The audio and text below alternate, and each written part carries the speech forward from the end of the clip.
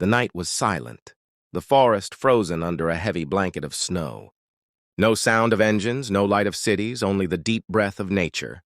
Suddenly, the silence broke.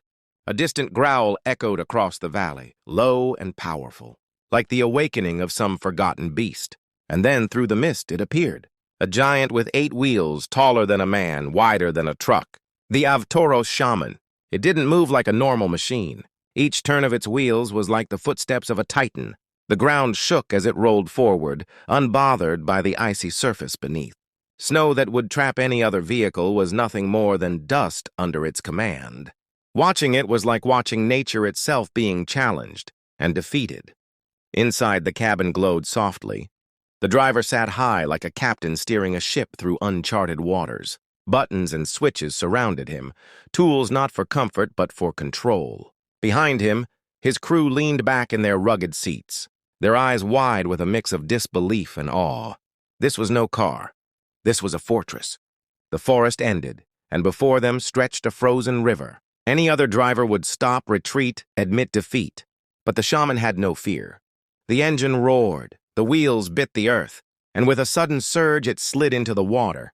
For a moment there was silence, and then it floated. Like a monster that could walk on land and swim in rivers, it moved steadily across the current, its 8 wheels spinning like paddles. The men inside laughed, not out of joy but out of sheer disbelief. They were watching the impossible unfold. A machine built not to obey nature's rules but to rewrite them. On the far bank, it climbed out as easily as if it were stepping onto a curb. Snow, ice, water, mud, none of it mattered. The shaman moved forward unstoppable. Mountains rose in the distance, sharp and merciless. The journey should have ended there, but the giant kept climbing. Rock shifted under its weight, but those massive wheels gripped tighter, hauling the steel beast higher and higher. From the peak, it stood tall against the storm, its headlights cutting through the darkness like eyes of fire. And as the storm raged around it, the truth became clear. This wasn't just a vehicle. It was a lifeline, a savior for explorers, for rescue teams, for anyone daring enough to venture where no road exists. It was not designed for luxury. It was designed for freedom, the kind of freedom that only exists beyond the edge of the map.